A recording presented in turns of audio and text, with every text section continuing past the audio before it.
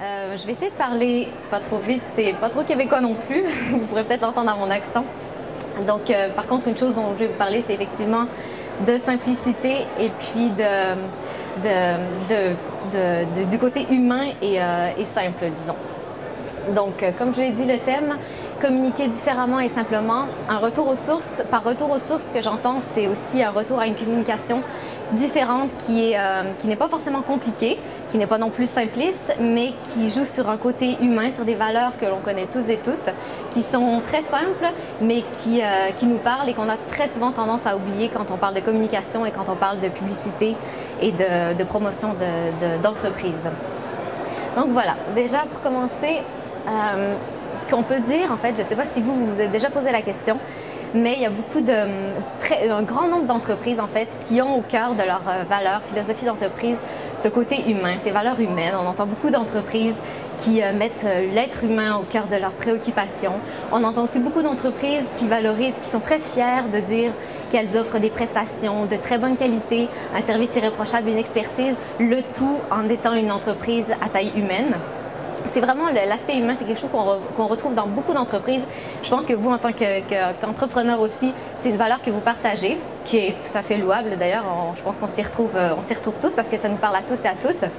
Mais si on regarde au niveau de la communication, très souvent, c'est quelque chose qui n'est pas tant visible en fait. On voit beaucoup d'entreprises qui en fait, quand elles veulent communiquer, pensent tout de suite aux publicités, grandes campagnes publicitaires, des campagnes médias, des campagnes presse, des campagnes d'affichage, où effectivement il y a un investissement, des financements énormes, considérables. Il y a effectivement une notoriété qui se crée, une crédibilité qui se crée à travers ces stratégies de communication, mais où on voit très peu ce côté humain en fait derrière cette communication. C'est une communication qui, à mon avis, est essentielle, c'est-à-dire qu'il faut faire de la publicité, il faut parler de soi, il faut être visible un peu partout, faire des campagnes d'affichage si on en a les besoins, il faut pouvoir promouvoir un peu son entreprise, mais il faut aussi, et on a très souvent tendance à oublier,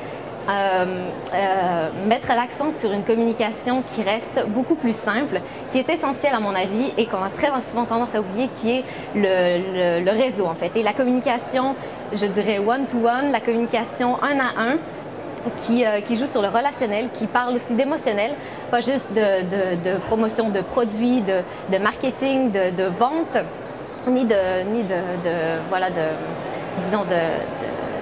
de grosses stratégies, mais d'en revenir à des fois des valeurs très simples qui sont dans le relationnel, qui sont basées en fait sur le réseau. Et en ça, en fait, j'ai voulu opposer les deux aspects de la communication qui sont très complémentaires. Je pense que les deux, il faut l'aborder quand on crée une entreprise. La publicité, pour se faire connaître, pour être connu sur le marché, c'est quelque chose qui est essentiel, qui nécessite un investissement, des ressources humaines, des ressources financières, certes, mais aussi qui sont couplés, qui sont accompagnés d'un autre type de communication beaucoup plus simple, qui est de la communication, une communication qui est liée au réseautage. Et en ça, c'est ce qui fait la différence entre être connu, quand on fait de la publicité, se faire connaître, faire parler de soi, et puis être choisi. Et là, souvent, ça passe par le réseau. Si on prend justement des sondages que vous demandez autour de vous, la plupart des entrepreneurs, quand ils ont commencé leur boîte, d'où sont venus leurs premiers clients, leurs références, ça s'est basé surtout du bouche à oreille, c'est-à-dire par le biais d'effectivement de références. On a parlé de vous, on a entendu parler de vous par un tel, par quelqu'un qui a eu une expérience, qui vous a vu, qui vous a entendu parler, mais c'est vraiment lié au réseau. La publicité, c'est quelque chose qu'il faut mettre en avant, mais il y a aussi ce réseau qu'il faut entretenir. Et en ça, on voit les retombées, c'est que la majorité, je pense autour de vous, vous pourrez le voir, c'est beaucoup lié à ce bouche à oreille. Et donc, étant donné que c'est souvent ce qui va vous amener des clients, qui va faire parler de vous et qui va pouvoir vous aider à développer votre entreprise, c'est un réseau, c'est une communication qu'il faut développer, sur laquelle il faut travailler. Et un réseau, donc ça s'entretient. La communication à travers ce réseau, une communication qui est totalement différente de la communication auquel on pense quand on parle de publicité. Et en ça, c'est un peu ce dont j'aimerais vous parler aujourd'hui, c'est vraiment comment entretenir ce réseau-là, comment développer une communication qui est simple, qui est différente, qui même si aussi simple soit-elle, qui ne nécessite pas forcément d'énormes investissements au niveau financier, au niveau même ressources humaines, mais qui fait toute la différence, qu'on a peut-être des fois tendance à négliger alors que les impacts sont non négligeables pour le coup. Donc voilà, comment entretenir son réseau? Ça passe, en fait, j'ai mis l'emphase sur trois cibles en particulier. Qui sont donc effectivement les prospects, donc les entreprises que vous aimeriez toucher, les clients que vous avez déjà acquis, et puis le grand public. Donc là, on parle plus de notoriété générale. J'ai quand même mis une petite notion de ne pas oublier dans ces cibles-là. Je ne les développerai pas pour des raisons de temps aussi, mais d'autres cibles qui peuvent aussi contribuer à faire développer votre entreprise, à faire parler de vous, qui sont effectivement vos partenaires dans votre domaine d'activité, vos fournisseurs, et aussi vos collaborateurs internes, parce que très souvent, c'est aussi par le biais de l'interne qu'on peut trouver des possibilités de partenariat pour la suite.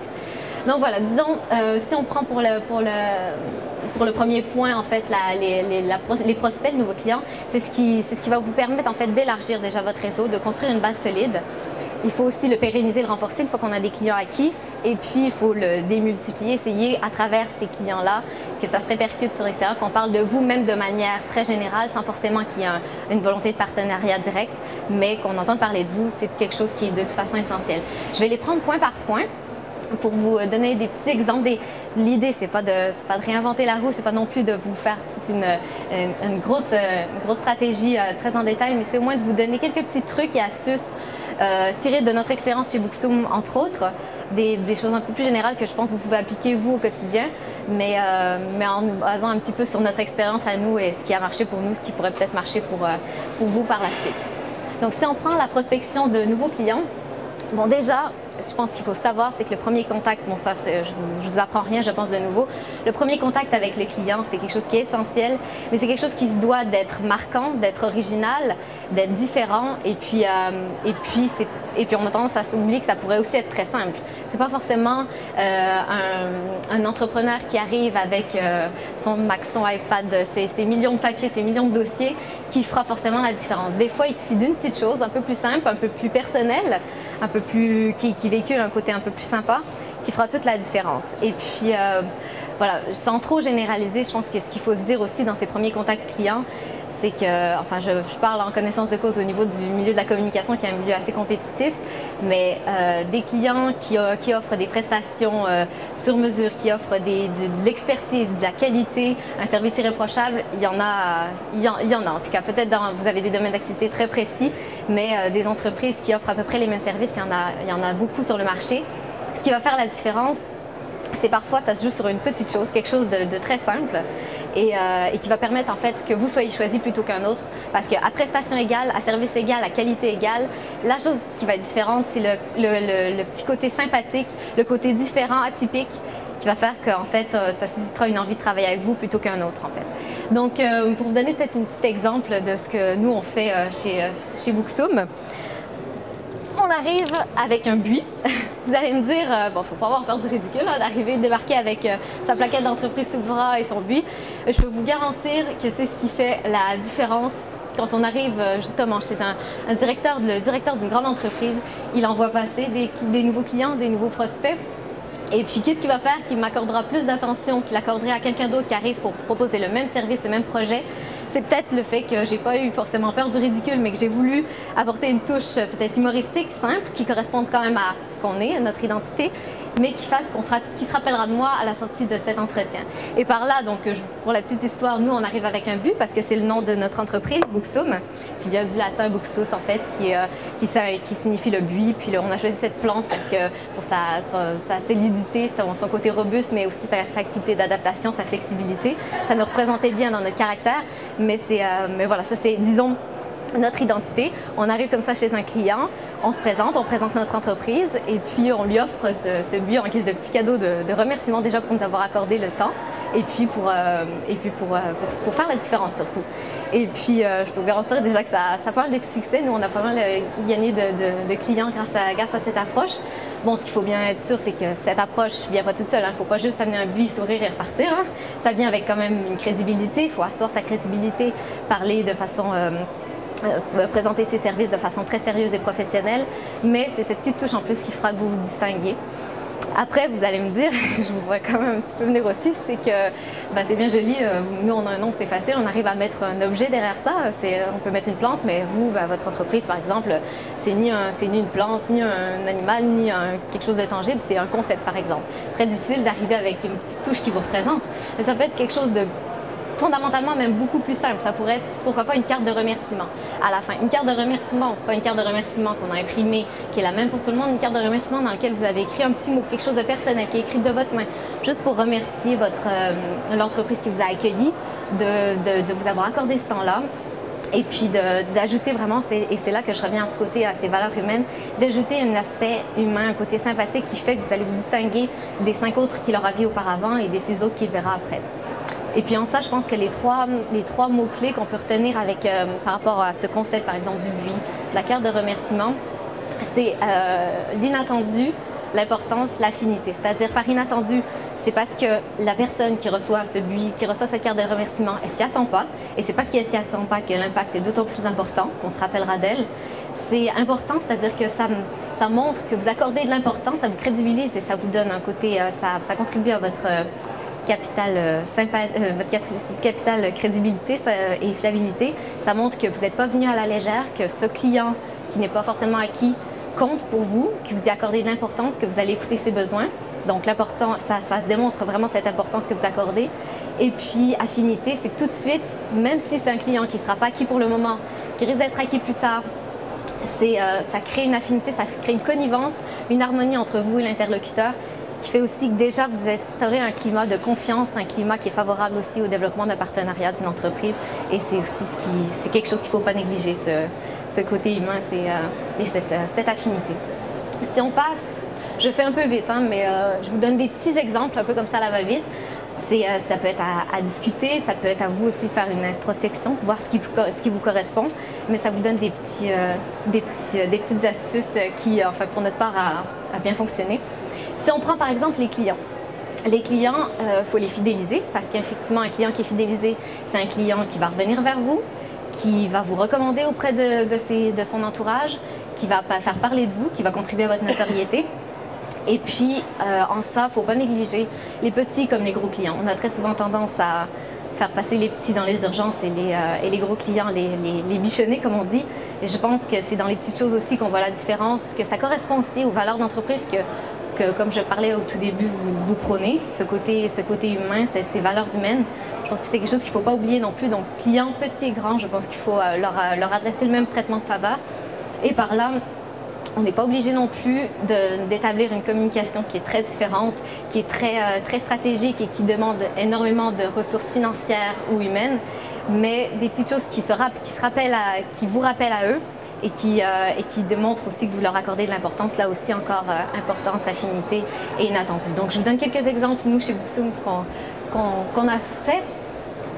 Voilà, alors, par exemple, quelque chose de tout bête, mais que ça prend pas énormément de temps, pas trop de logistique une fois que le système est mis en place. Des cartes d'anniversaire, des cartes de vœux, des faire-part lorsqu'il y a une naissance d'un de vos clients. Il faut jouer sur ce côté humain. Il ne faut pas oublier non plus que derrière ces entrepreneurs, derrière ces entreprises qui sont des partenaires d'affaires, il y a des êtres humains. Et puis que ça fait toujours plaisir de voir qu'on a pensé à vous pour un anniversaire, de voir que vous venez, votre cliente vient d'accoucher, que même si elle ne travaille plus avec vous pendant les 8 prochains mois, que vous en préoccupez, que vous êtes content pour elle. C'est une petite chose qu'il faut peut-être mettre en place, mais une petite idée assez bête, très simple, mais bien originale et qui fait quand même tout son effet. Enfin, pour notre part, nous, les clients sont toujours très contents de recevoir une petite carte d'anniversaire de la part de Booksum. On se rappelle à leurs bons souvenirs, si c'est des clients avec lesquels on n'a plus trop l'habitude de travailler. Et puis ça peut justement peut-être des fois relancer des partenariats. C'est aussi un moyen, même si c'est des clients continuels, de montrer qu'on arrive aussi à sortir un peu du cadre du travail, pas forcément rester dans quelque chose de très marketing, très commercial, mais que voilà, derrière ce partenariat, il y a aussi une affinité, il y a une connivence, une confiance qui s'est établie entre vous et vos clients. C'est quelque chose donc je pense assez important. Un autre petit exemple un peu plus original, disons, on a fait la journée des femmes en fait l'an dernier, en mars dernier, pour toutes nos clients, toute la clientèle féminine. On a fait la tournée de nos clients avec des bouquets de roses qu'on a offert à toute la gente féminine de notre clientèle. Et puis avec, effectivement, on leur a offert un pot de rose avec personnalisé Booksoum qu'on a pu mettre à la réception de ces entreprises, qui ont fait que non seulement nous, notre visibilité était garantie dans ces entreprises-là, mais surtout c'était un petit clin d'œil qui était assez original, atypique. En tout cas, le côté inattendu, certes, il l'était, parce que je pense qu'il n'y a aucune de nos clients qui s'attendait à recevoir des roses de la part de Booksoum cette journée-ci, et qui a fait tout son effet. Si on pense bien évidemment aux cartes de vœux, aux cadeaux de fin d'année, je pense que vous avez tous mis en place quand même un système pour formuler des vœux pour vos clients, clients ou même peut-être prospects, certains prospects, et puis leur offrir un petit cadeau de fin d'année. Des fois, on part dans beaucoup de banalités, on offre, je ne sais pas, un calendrier, des petits gifs souvenirs qui font que en fait, ça passe un peu inaperçu. Des fois, on part dans un extrême inverse où on investit énormément de ressources financières dans ces cadeaux de fin d'année qui forcément fait peut-être un peu plus d'effet, mais qui ne reflète pas forcément non plus tout ce que vous avez donné de vous, tout ce que vous voulez donner de vous en termes de crédibilité et d'impact. Et en ça, par exemple, nous, ce qu'on a fait l'an dernier, c'était l'hiver dernier, on a offert à nos clients des biscuits faits maison, que nous avions fait nous-mêmes. L'histoire ne s'arrête pas là. On leur a envoyé une carte de vœux dans laquelle on ne leur souhaitait pas de vœux. On avait juste signé, mais on ne souhaitait pas les vœux de fin d'année. Et on s'est dit que les vœux de fin d'année seraient véhiculés dans une vidéo qu'ils découvriraient par la suite, en fait. Donc les gens ont reçu une carte avec marqué « Nos biscuits de Noël », le film, un QR code à scanner. Ils étaient redirigés vers notre site Internet. Un bon moyen aussi de générer du trafic sur votre site Internet, si vous arrivez à lier ça d'une manière humoristique et sympa. Et puis, ils ont découvert une vidéo de toute l'équipe de Booksoum qui fabriquait les biscuits de Noël.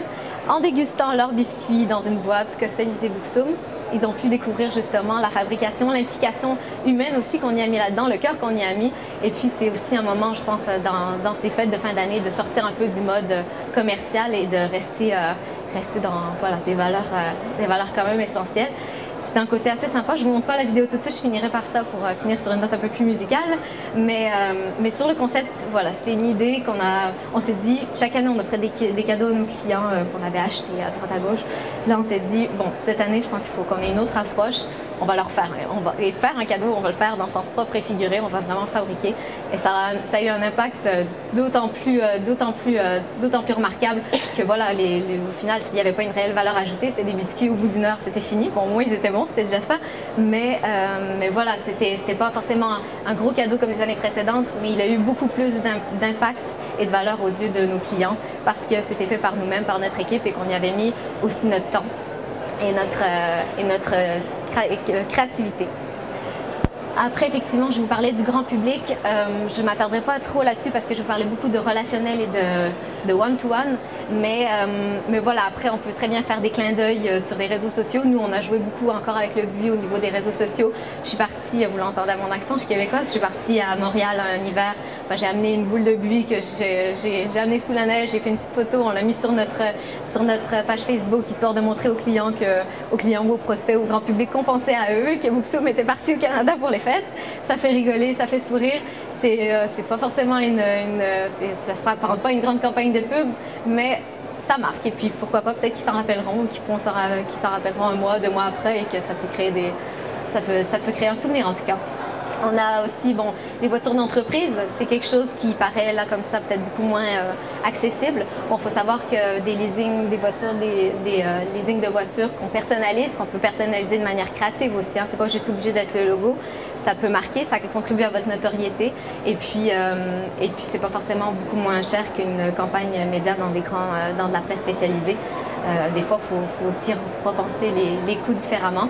Et puis, ça, c'est ce que je vous parlais au tout départ, c'est un peu de fidélisation collaborateur interne. Non, ça fait toujours plaisir aux collaborateurs de pouvoir rouler avec une voiture d'entreprise. Mais disons que c'est surtout le côté un peu atypique, encore comme je vous expliquais, de voir des mini personnalisés Booksoum qui sillonnent la Suisse romande ou arriver chez nos clients avec une mini Booksoum. Bon, ça fait parler, c'est un peu atypique, c'est une démarche qui peut être un peu plus originale, en tout cas dans le choix de la voiture. Mais surtout, la notoriété auprès du grand public, c'est ce que je vous expliquais aussi, c'est même le bouche à oreille, c'est-à-dire que ces prospects, ces clients que vous avez bichonnés, auxquels vous avez accordé de l'importance, c'est aussi ceux qui vont pouvoir parler autour d'eux, dans leur entourage, parmi leurs proches. Ça reste grand public, c'est pas forcément des potentiels clients, mais c'est de la notoriété, ce qui fait qu'on parle de vous, qu'on entend votre nom et que si un jour on parle de Booksoum, Vous en aurez peut-être déjà entendu parler. Donc voilà, ça c'était pour un peu les 3 cibles. Je vous ai donné quelques exemples de ce qu'on fait nous chez Booksoom.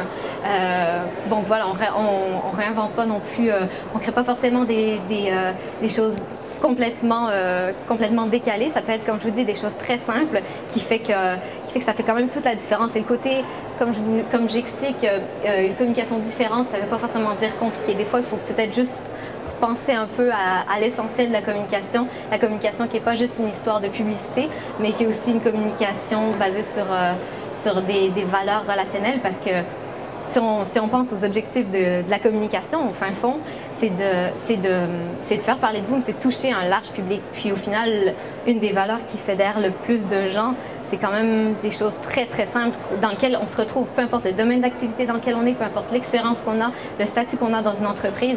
Et parler humain, parler relationnel, c'est quelque chose qui de toute façon sera audible, sera entendu par vos prospects, par vos entreprises prospects, par les clients acquis. Et par une communication simple, comme je vous dis, ça ne veut pas forcément dire une communication qui est simpliste ou qui est inefficace, parce que des fois, quelque chose de tout bête, comme je vous expliquais, des cartes de remerciement ou des cartes de vœux, c'est peut-être ce qui a le plus d'impact au final. Et qui, comme je le mentionne, c'est des fois une stratégie de communication qui peut être redoutable et qui peut vous différencier d'autres entreprises un peu similaires à la vôtre. Et puis, dans ce cadre-ci, juste pour finir un peu sur une note quand même un peu optimiste, voilà, si ça ne génère pas de partenariat, de contrats, de projets, non seulement ça aura généré des sourires, des remerciements, chose qui est quand même très agréable. Hein. Si on peut travailler dans ce cadre-là, c'est quelque chose qui est très bien, sans oublier, il ne faut pas rester non plus trop naïf, mais rien que ça, c'est déjà gagné.